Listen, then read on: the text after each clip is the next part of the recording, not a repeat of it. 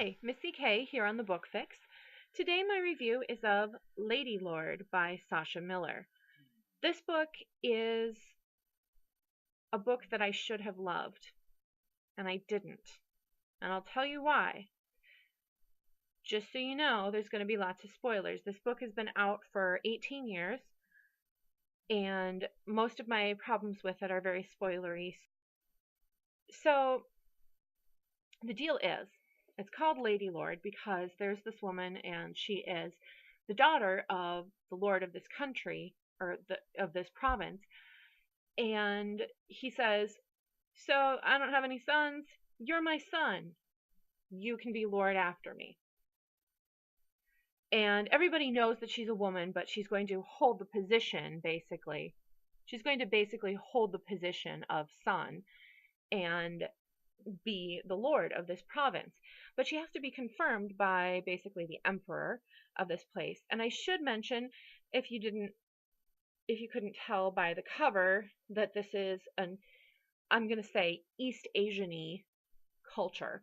It's not really any one of the Asian cultures that I can point to, but it is definitely very influenced by the East Asian cultures of our world.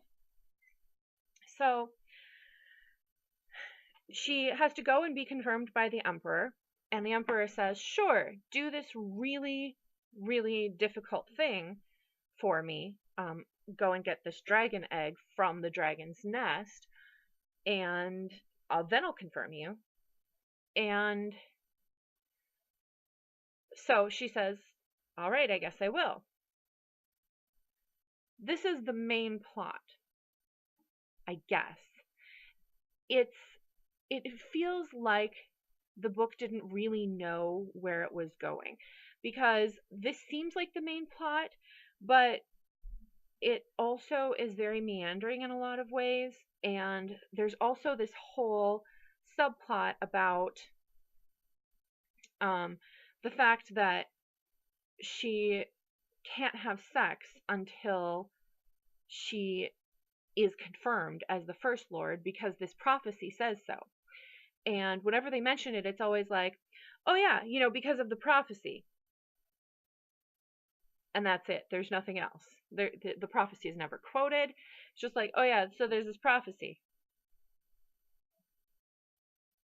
Silence. It was weird to me. And so she's married to this guy that she, is supposed to love, and he loves her, but they can't consummate the marriage. So if that was going to be a main plot point, you'd think that there would be lots of like longing glances and lots of, holding hands and things like that.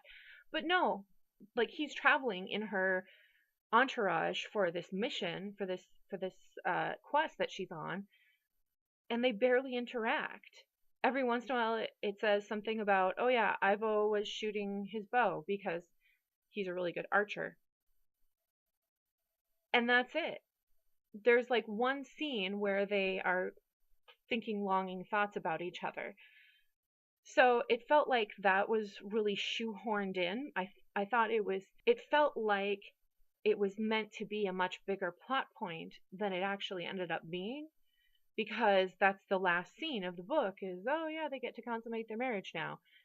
But I didn't care, because it had been such a small deal, and the prophecy was never quoted, and it was just very strange to me the way that happened. And then the other thing is that while First Lord is corrupt, the Emperor, First Lord, is corrupt and he's a bad ruler, so we need to overthrow him. But it's never, "Oh yeah, there's this rebellion forming." They get to his palace again with the dragon egg, and it's like, "Oh yeah, we might as well overthrow him since we're here." So yeah, it always felt like it didn't quite know where it was going. And then there was all of this subplot that was happening away from the main plot with Javert. Javert is the Ladylord of the title, which also made me think of Les Mis,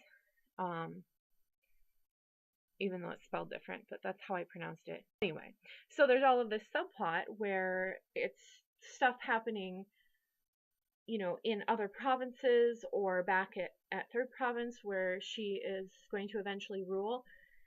And it never seemed to really lead anywhere. It was just like, oh, her half sister is trying to take over in her absence, but she fails. So it was just a lot of stuff that didn't really seem to lead anywhere.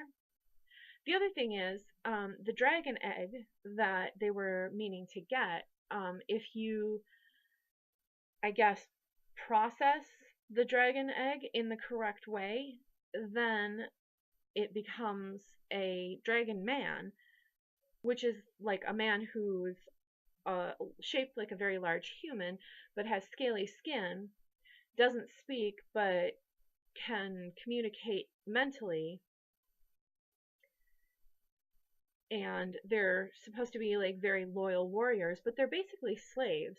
And there was no questioning of that in the text anywhere, that the dragon man that is her her slave soldier, is, he's very happy to give over his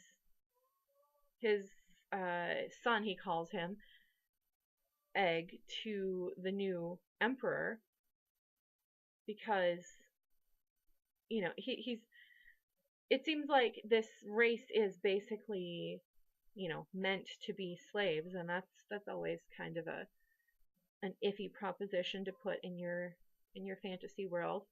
Finally, I have to mention this thing, that because not only was there the whole non-consummation of marriage, this whole culture is they're very, I guess, frank about sexual matters.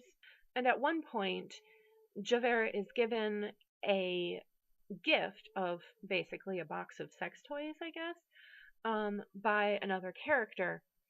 And she always, like, oh, she thinks about, when I can consummate the marriage with my husband. It's not very explicit, but she thinks about it. Fine. It's similar to, it's like Chekhov's gun, right? It has to go off at some point. Sounds kind of funny with such a thing, but that's how I thought of it. Like, oh yeah, well, at some point this is going to be addressed. This is going to be used. And it was by her rapist. So that's not great. And that's, yeah, she was raped, and there was kind of this scene of revenge, which I don't really have a problem with. It was she was getting revenge on her rapist, but it was just another plot thread that was added very near at the end, and it felt like just one more thing that, what is this book even about? What is happening? And and I guess, if it had been more of a tragedy feeling, then I probably wouldn't have had a problem with it. It wouldn't be my favorite book, but I wouldn't have had a problem with it, because, then that makes sense that that's how that proverbial gun went off. But it was just, oh, we were successful in all of our missions and we get to consummate the marriage and story's over, happy ending. And I just thought, and especially coming like 7/8 through the book like that was just a really awful way for that gun to go off. So I guess basically what I'm saying is that despite good world building, which usually I love, there was a lot of problems that I had with this plot. And I should also mention, I have a lot of stuff to say about this book. It's true that most of the time negative reviews are almost easier to do than a positive review, because with a positive review you just say, oh, I loved everything. With a negative review, you can talk about the things that you hated for a long time, clearly. And so, yeah, and besides all of that, besides the plot that went all over the place. I thought the characters were kind of flat. They were, it was a very mannered, very polite society, which is one of the things that was kind of East Asian about it. But that doesn't mean that you have to have flat characters. It's possible to have a very mannered society and still show character nuances. For example, the Kushil series, that society is very polite and full of intrigue, and they say the things that they don't mean, and but you can always tell, and the characters are not flat. Yeah, so flat characters, plot that went all over the place and was really frustrating in a lot of aspects. It was a pretty good world building, though, so that's the one positive thing I'll say about it. But I really don't recommend this book. Also, they make a big deal about the fact that she has green eyes in the text, and this woman clearly does not have green eyes. So, yeah, even the cover is kind of awful.